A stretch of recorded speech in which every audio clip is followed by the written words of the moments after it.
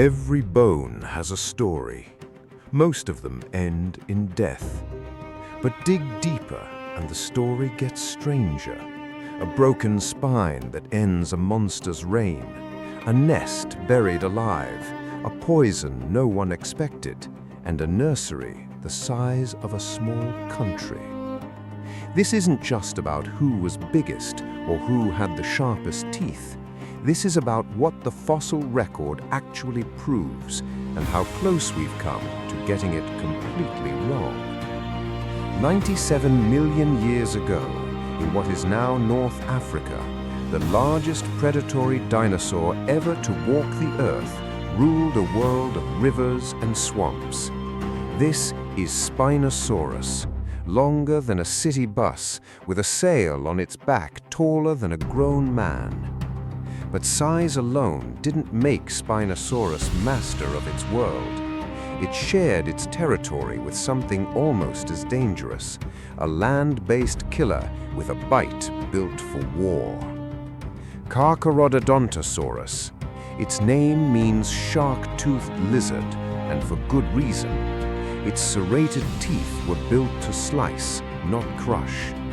When two predators this size crossed paths over a carcass, the outcome was never guaranteed. In 2008, paleontologists uncovered something remarkable. A single vertebra from a Spinosaurus, its spine cleanly snapped in two. The shape of the break matched only one kind of weapon: teeth. Even the mightiest predator on the planet could be brought down mid-fight. Spinosaurus may have won this particular battle, but the balance of power was razor-thin. And within a few million years, none of it would matter. As global sea levels rose, the swamps and river systems Spinosaurus depended on began to vanish. A specialist built for water had nowhere left to hunt.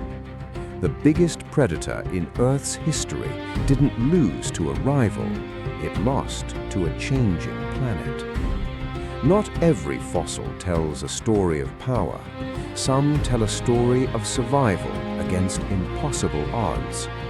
Microraptor, barely the size of a crow, but unlike any animal alive today, it had wings on both its arms and its legs. Fossil evidence shows these feathers were long, veined, and aerodynamically shaped, built for exactly one purpose: flight. Or at least something close to it. Microraptor lacked the chest muscles for powered flapping flight, but by holding its back legs out and angled, it became an extraordinarily efficient glider, swooping in long, controlled arcs through the forest canopy. But Microraptor wasn't alone up here. Sinornithosaurus, larger, faster, and just as agile, turned these top trees into hunting grounds. And on the forest floor, the tables would turn completely. Once grounded, those same feathers that made Microraptor a graceful glider made it almost helpless, barely able to walk, let alone escape. And in 2009, scientists studying Sinornithosaurus teeth discovered something extraordinary. Deep grooves running along their length, strikingly similar to those found in venomous reptiles like the Gila monster today. Researchers even identified a possible venom gland positioned perfectly to funnel toxin along those grooved teeth. If confirmed, this wouldn't just be a fast feathered predator, it would be one of the only venomous dinosaurs ever discovered. In this forest, being small and quick wasn't enough. You needed a secret weapon too. A carcass on the plain is an open invitation, and every predator from miles knows it. Majungasaurus. Unlike the slashing bite of many meat-eating dinosaurs, its skull was short, broad, and powerfully built, designed not for tearing, but for gripping and crushing. But when researchers examined the bite marks left on bones found near Majungasaurus remains, they found something unsettling. The pattern of the marks matched only one possible attacker, another Majungasaurus. This was the first solid fossil evidence of cannibalism in a dinosaur. Not myth, not speculation, proof carved directly into bone. And predators willing to exploit any advantage found no shortage of opportunity nearby. A vast herd of Centrosaurus was on the move, driven inland by seasonal monsoon flooding. Traveling in numbers protects the herd, but it can also seal the fate of stragglers. Ahead of them, a river transformed by monsoon rain into a violent, rising torrent. When paleontologists later uncovered a mass graveyard of Centrosaurus bones along an ancient riverbed, they expected to find evidence of a predator frenzy. What they found instead was far simpler and far more powerful. The real killer wasn't a predator at all. It was the weather. While giants ruled the land, an even more terrifying killer patrolled the seas. Scientists nicknamed it Predator X, a pliosaur estimated at over 15 meters long and weighing as much as 45 tons. Pound for pound, one of the most powerful bite forces ever calculated for any animal, living or extinct. Analysis of its skull revealed something remarkable: internal channels that allowed it to draw water through special nostrils, effectively letting it smell its prey from a distance, silently in open water. Its target, fast-swimming ichthyosaurs. Based on flipper proportions and muscle attachment points, researchers calculated Predator X could reach speeds of around 5 meters per second, just fast enough to close the gap. But size has a cost. In the open ocean, nothing could outmatch this predator. In the shallows, its own bulk became a liability, turning a desperate dash for shallow water into the ichthyosaur's only real chance of survival. Even the ocean's greatest hunter had limits. In Patagonia, paleontologists uncovered something that redefined what we thought possible. A nesting ground stretching over 15 kilometers, containing tens of thousands of fossilized eggs, used continuously for hundreds of thousands of years. These eggs belonged to one of the largest animals ever to exist, Argentinosaurus. Based on skeletal remains, researchers estimate it reached 35 meters in length and weighed as much as 75 tons.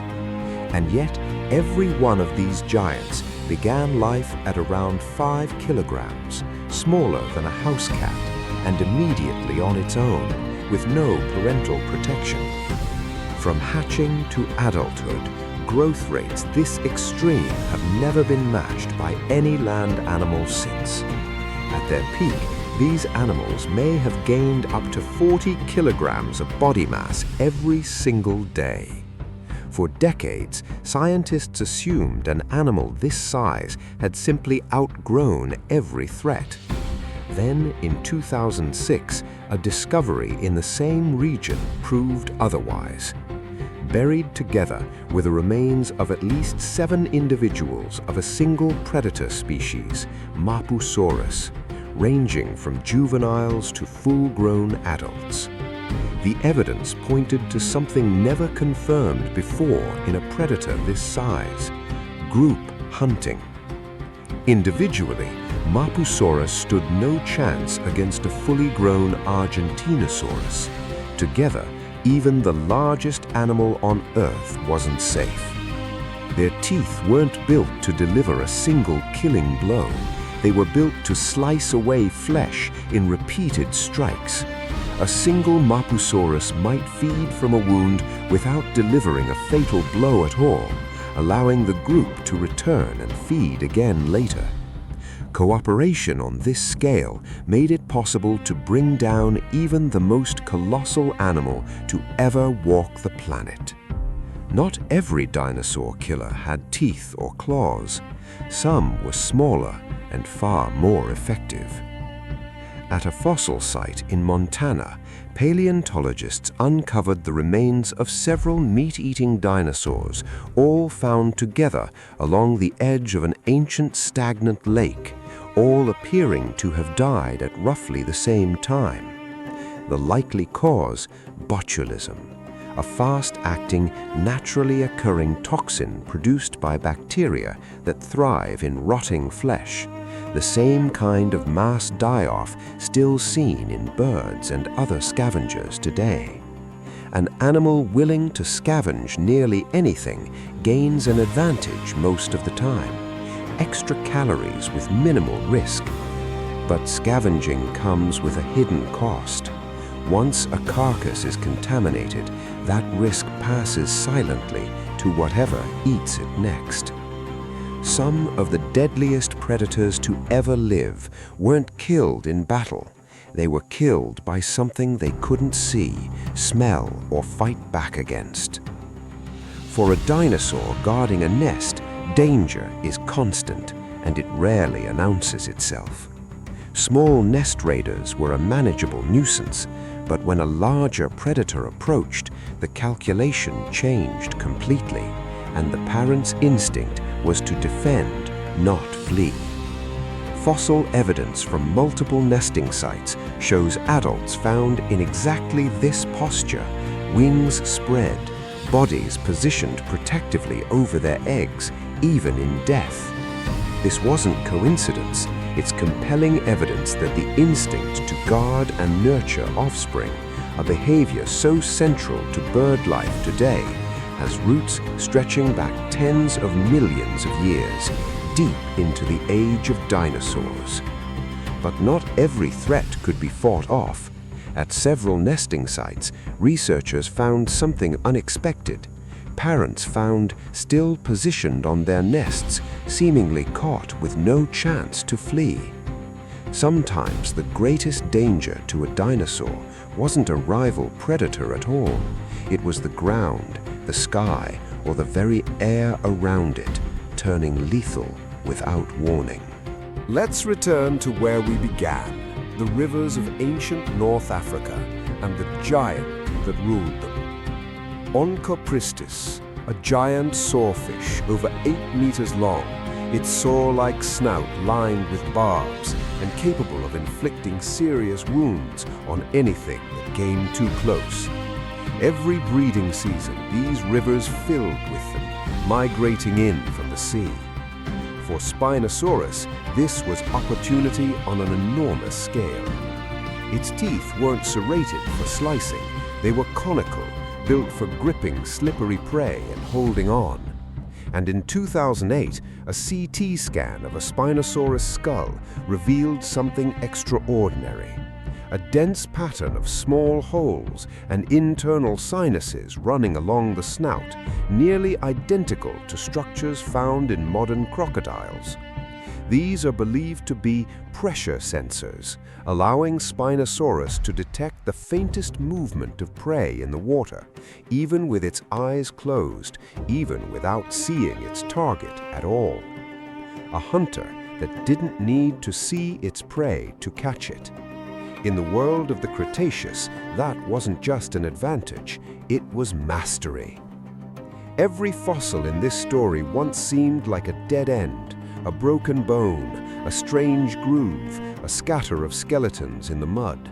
But pieced together, they tell us something the biggest, fiercest predator on Earth could never tell us on its own. That survival was never really about size or teeth or claws.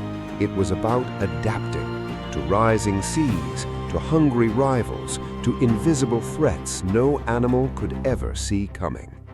The dinosaurs that ruled longest weren't always the biggest. They were the ones that could bend without breaking. And somewhere out there, Buried in rock that hasn't seen daylight in 90 million years, the next piece of this story is still waiting to be found. If this journey through the fossil record blew your mind, hit subscribe and turn on notifications, because we are only scratching the surface of what these bones have to tell us. And here's a question for you. Out of every predator we covered today, the venom-toothed Sinornithosaurus, the pack-hunting Mapusaurus, or the sensor-snouted Spinosaurus, which one do you think was the deadliest?